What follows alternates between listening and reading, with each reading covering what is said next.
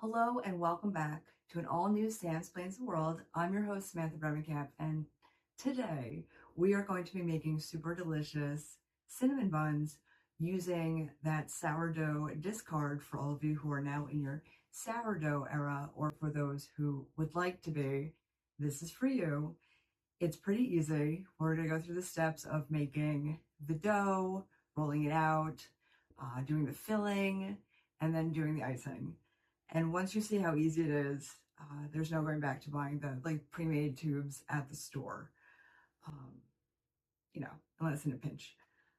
So sit back, relax, and enjoy as we create a delicious memory together.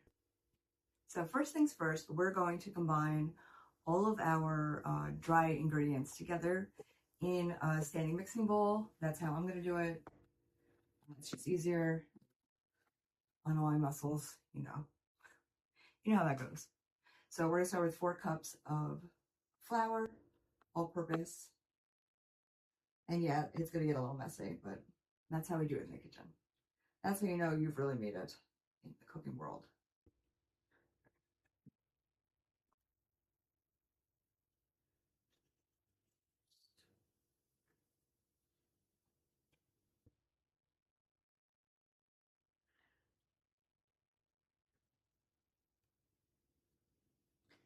What you can't see is my sleeping producer, Cordelia, who is asleep at my feet, making sure this is going to go according to plan.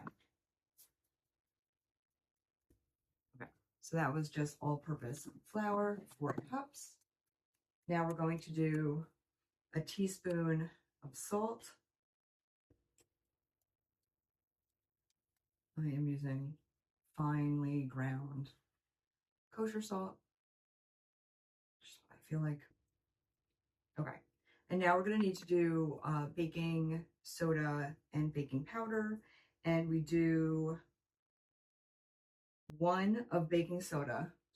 Don't want to mix that up. Baking soda is so versatile. Okay, and then we're going to do 2 of the baking powder. What happens if you switch it? It might taste a little funny. Or explode. I don't know, I'm not a scientist. But wait, I am. Okay. 2 of you. Now you're probably wondering, why do people always do the dry ingredients together first before the wet? You want to make sure that everything is mixed through thoroughly. Once liquid is introduced, things start combining and it makes it harder to get everything evenly mixed together. So that's all the dry stuff. We're going to mix that up and then we'll do the wet stuff. But I'm going to bring you over with me, or maybe I'll bring the standing mixer over here. Anything can happen. You've made it over to the mixer with me. Apologize for the shaky camera because I'm holding it. I'm using this paddle. I like this because it scrapes it. If it gets that the dough is like too strong, you could change it to a hook. But here we go.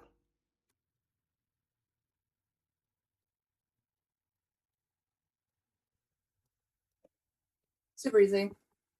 Now that that is mixed up, it's starting to talk to me, I'm going to take it out, rejoin me, put on some parchment, and roll it out. So it's important, once you put all the dry stuff together, to physically mix. I just want to show you that I'm physically mixing it. I'm using a giant whisk. And I'm going to mix it until it is all even, in order to make sure that everything comes out perfectly. Now, there are instances where you might be doing this and at some point you realize you forgot the salt or something and you've already combined the wet and dry ingredients. That's okay. Add the salt and mix it in as best you can. You don't want to throw it out and start over again. That's just silly time. Okay, that's nice and mixed. Now we're going to be adding the liquids. So we have 1 cup of water, a half a stick of butter melted, So delicious. And then the discard, which I already measured out, it's 1 cup. For those of you who are interested in getting into the sourdough game, you do a lot of feeding of the sourdough, and it's important to be able to get rid of the discard in order to keep it healthy and get the fermentation continuing, so you continuously get rid of some of it. But there are so many awesome recipes that you can use with discard, which is awesome. The other day I did cast iron pizza, which is really fun, and that's so easy. You just pour that right in the cast iron pan that's been heating up until it gets brown and crispy, and then you put it in the oven, crisp it more, and then add your sauce and cheese and whatever. But that's for another time. I just love sharing information. Okay, that's all mixed, or that's all poured in. I'm going to also be using a little bit of vanilla extract and heavy whipping cream. And I'm going to grab a thing to scrape this out. When emptying the discard, I left the tool in my sourdough that's just been fed. It's a lot like Little Shop of Horror. See, Misty more? You know, minus the plant that eats people, which is nice, which I appreciate. And then let's see how much we need of the heavy cream.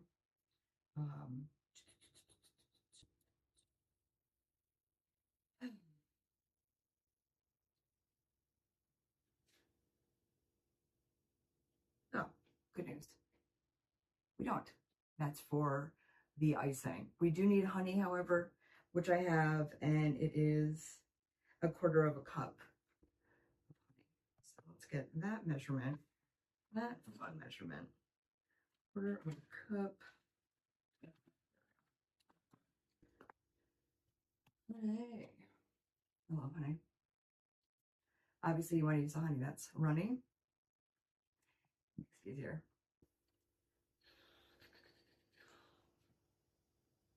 Yeah, it's very versatile, the sourdough discard.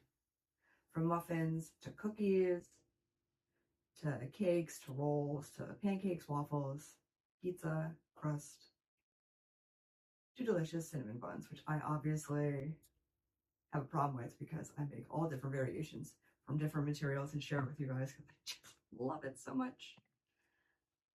With the honey, I always like to go local.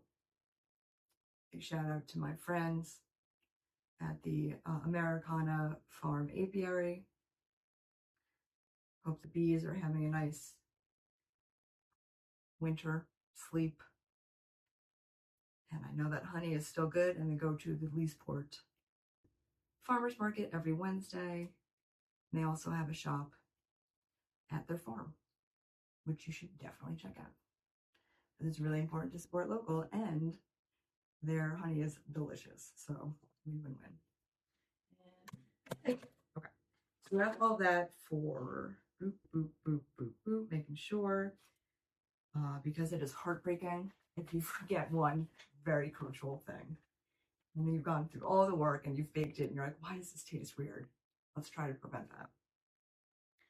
So we're filling it in, we're adding the wet, and we're going to mix it together. Join me at the mixer. Thank you for meeting me back here. Now is a very important part where we roll out the dough. It's pretty exciting. So I have a little bit of flour. I'm going to gently sprinkle. I put parchment down too.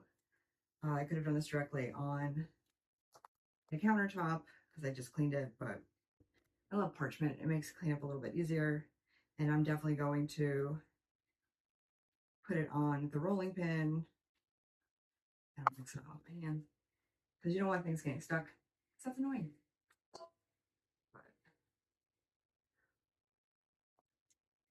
Okay, that's, you don't want to do too much because then you're adding back into what you're making, which is going to change the dynamics of the cooking and everything.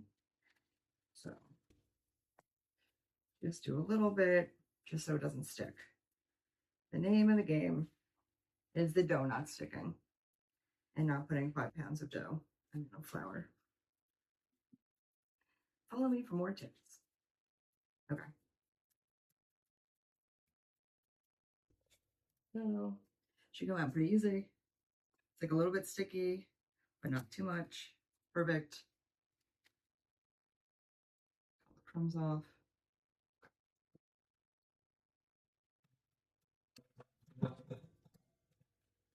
So it's easier if you roll it into a little bit of a ball. It's not sticky at all, so you can, in fact, manhandle it a little bit. But for rolling it out, you want it to be a rectangular sheet of thick dough. You want it to be even and happy. So, boom, boom, boom, boom, boom, boom, boom. Throw a little on here, and then we start to work the dough like so. I'm doing it this way so I have more control over it.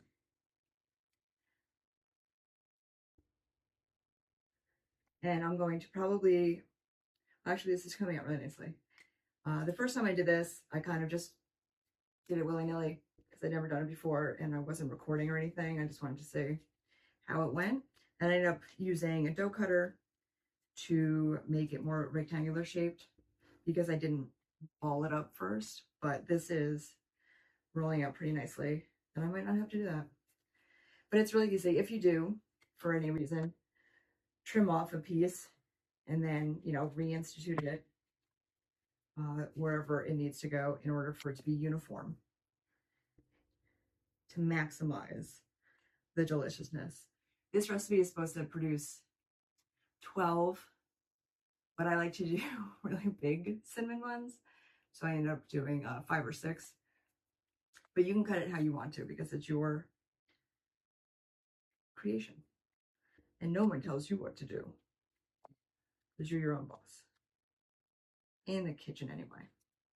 Unless you're a professional chef. And maybe not.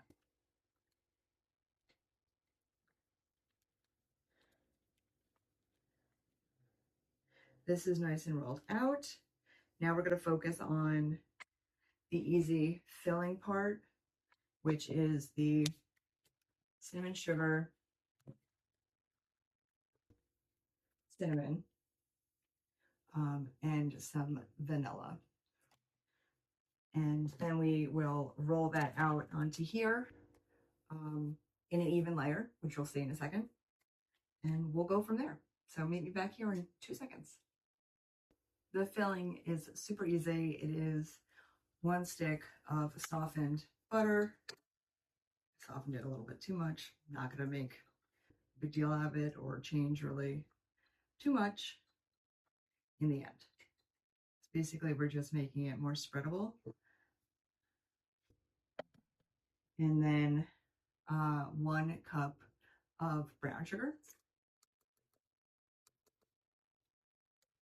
And then 2 tablespoons of cinnamon. And then we're just going to mix it together. I don't need to put that back on the stand. I'm just using the same bowl because I have to clean up after this. So you can use a much smaller bowl. It's your journey. So now we're going to just combine those ingredients, which smell so good, and I would eat this straight up. Don't do that. Something, probably not great for you. Something. Okay. This is the part where you're going to pour it and try to spread it evenly onto the already rolled out dough. Oh boy.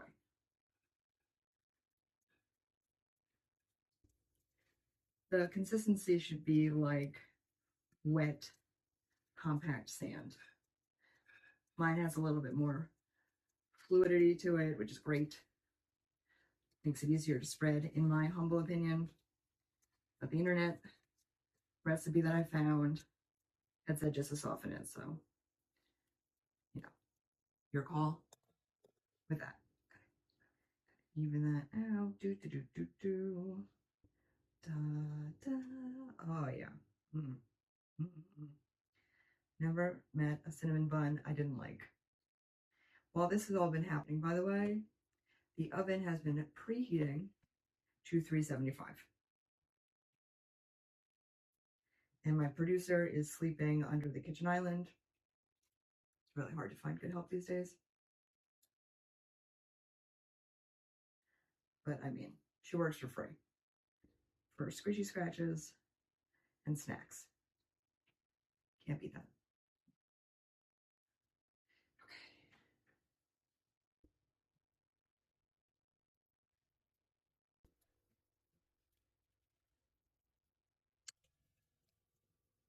Okay, we have the filling in. Now we're going to easily roll the dough into that famous cylindrical shape we all know and love that represents cinnamon buns. And we're going to use our dough cutter to cut them into our sizes. Before I do that, I'm going to use baking spray to spray the 9x13 pan that we just got for Christmas. Ray, thank you. Okay. And then this is when you can cut it into whatever size that you would like.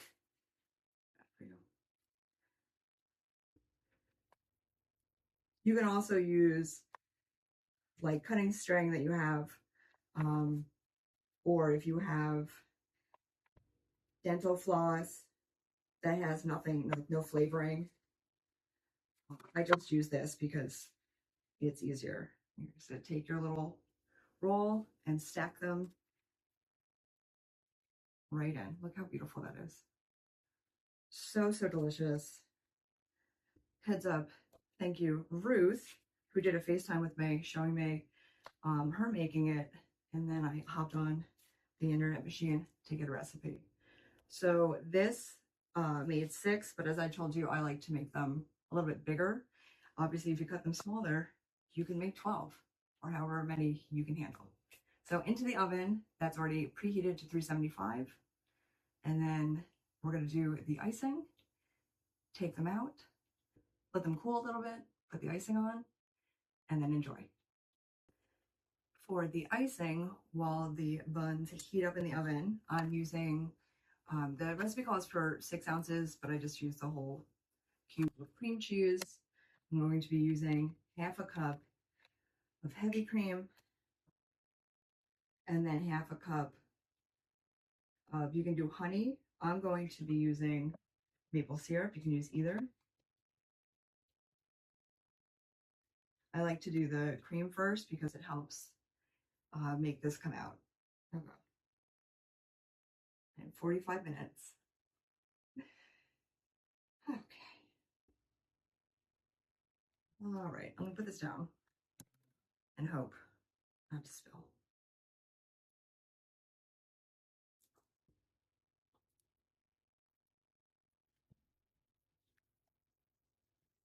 That.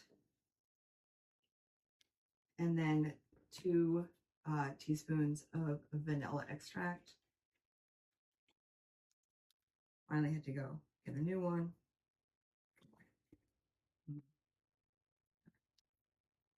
That's good.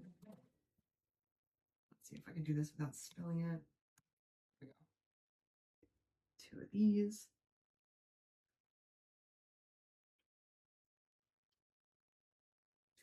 And after I've rinsed out this bowl multiple times and used warm water and then I made it hot so that this was warm because I'm about to mix it in the mixer. And the recipe calls for the cream cheese to be like melted on the stove. I don't feel like doing that. So we're going to do it my way, see how it works. We're just making icing after all. While we're waiting for it to, heat up, let me just show you. Look how big they got. Fits perfectly. It's so good. And again, yes, I love the giant ones. Cut them however you want, but they smell so good and they taste even better. Meet them back here and we'll do the icing part. So I just took these delicious cinnamon buns out of the oven. I let them sit for a couple minutes to cool down a little bit. how gorgeous those are. And the smell, amazing. And I mix together the cream cheese based icing, which I'm now going to gingerly put across. You can use like a processor or immersion blender, I should say, if you are not hip with the consistency, but I don't care. It's all gonna melt anyway. But letting it cool down for a couple of minutes will prevent it from just becoming liquid and like going to the bottom of the pan. Oh my god, it smells so good. I love you. You're so delicious. Hey, that's awkward. I was just singing to my cinnamon roll, and I realized something. Not everybody has sourdough starter or is into that yet, and I thought maybe it'd be helpful if I showed you guys how to even start it. So, in order to get this delicious sourdough discard cinnamon bun, you first need a sourdough starter. So I'm going to bring you over with me, and we are going to go over what it is that we need. Da da da da, boo da boo boo boo, da da da da. Hope you didn't get seasick. Okay. So in order to get a great bubbly sourdough starter started, you need a few things, which I happen to have right here. You're going to need a jar. Now, I recommend getting, not dropping the lid, but getting a wide mouth one.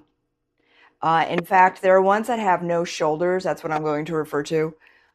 If you look at the jar, it's nice and wide. It does have some of the shoulders, which makes it a little bit more annoying. But the reason why would I want a wide mouth jar? When you are feeding and creating sourdough starter and keeping it going, you're always going to be scraping the sides because you want all of it together in order for the fermentation to be happy, to mix well, and to continue bubbling as you're feeding it and so on. And it's easier if there's like no shoulders or walls, so you can just scrape around it to get all of it easy peasy aloezy. So that's why we would do a wider mouth jar, in my humble opinion. Obviously, you're gonna need flour. I use just all-purpose flour that I add the additive to make it bread flour if I'm doing bread. And you're gonna need a scale. When doing stuff with sourdough, measuring cups are not foolproof, which is why you need a scale to be able to measure in grams. Trust me, it's so much easier. These are not that expensive, and they're super, super helpful. This is all scientific. Yes, it's delicious. Yes, you're going to be eating it, but a lot of stuff that happens in the kitchen is science-based. Trial and error, of course, and some things are invented by surprise, a lot of really cool things. However, to make it as flawless and easy for you as possible, this is how to do it. So you have a jar. You're going to be using a rubber band because you're going to mark where it started so that you can see how much it has risen in order to know that it is working. Once you get really good at it, you don't need to do that because you can easily tell when what you've been feeding has grown a lot and is ready to go. But we'll get to that point. Okay, so I'm going to stop this. I'm going to turn the camera around and we're going to watch close-up, like close-up magic in the sourdough era. Oh, hey, much better angle, much easier. Okay, so we have our all-purpose dough. We have our jar. We have our trusty rubber band. And we also have some tape. I'm using painter's tape. You can use gaffing tape or whatever's easy to write on that you can easily remove. A pen. And like I was saying, it's important to be able to get an accurate reading. So using a digital scale for me has changed everything and made it so much easier. First, we're going to weigh the jar. Okay. It is 434 grams. I'm doing this stuff in grams because most baking recipes use grams and it's just easier labeling it G so we know. And I'm going to put this right on the jar. Oh yeah. Say that it's for the jar. Because trust me when I say you're not going to just remember this. And it's important because we're doing it with weights and measures to get the to do the best that we can. Okay. Now I'm going to taper it. It's important to taper, bringing it back to 0. That's what tapering means. You're going to do an even amount of flour to water. So I'm going to show you how to feed it, but I'm also going to show you how to start it out, how to kick it off. It is very easy. Really, what happens is the time it takes to allow it to ferment, to start bubbling up, and to become the sourdough starter of your dreams. And yes, you can name it. People do. People get really silly with this stuff, and I'm 100% here for it. We're going to use a 1/4 cup scoop. Not that it really matters. You want it to just be even, a 1-to-1 of water to flour. So we're going to do a scoop of this, but we're going to measure it in weight with the scale. So this is supposed to be a 1/4 cup. Let's see what it says in grams. 34 grams. So we need to add 34 grams of water. I'm going to taper it again. It's just easier. You're not trying to do math or tricking yourself in any capacity. So that's how we're going to do it. So 34 grams. Taper it to 0. And then we're going to see.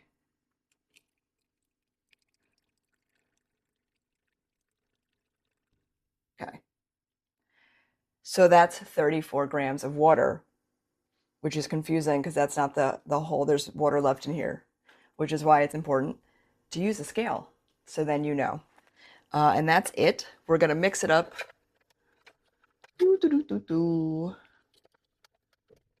I really like this for all of this business. So now we're going to mix it thoroughly, scraping down the sides, making sure no flour was left unmatched with water.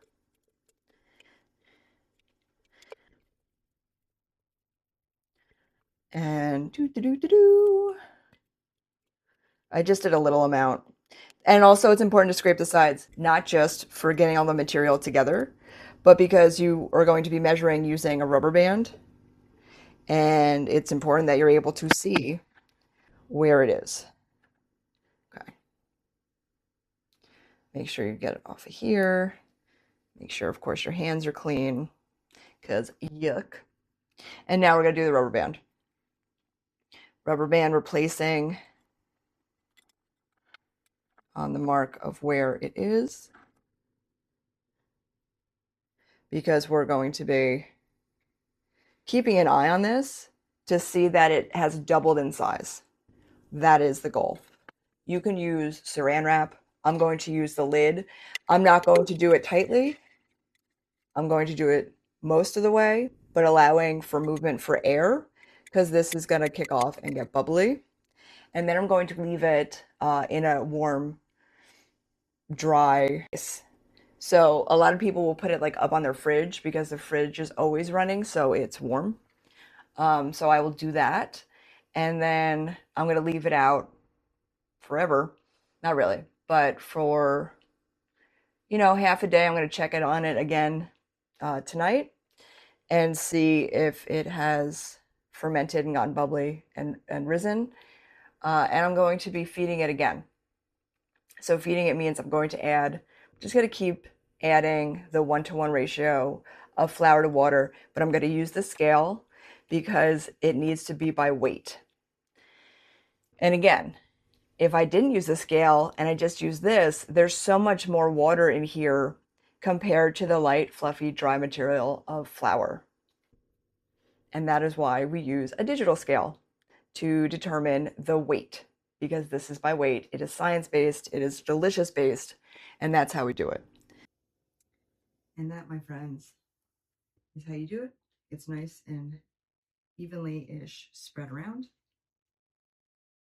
And now all you have to do is slice and serve. So yummy. And this could be yours. Super easy, super delicious. Thank you so much for taking the time to spend your Friday with me, Samantha Bremekamp, on this all new episode of Sam Explains the World. And I look forward to seeing you next Friday at 9 p.m. on BCTV.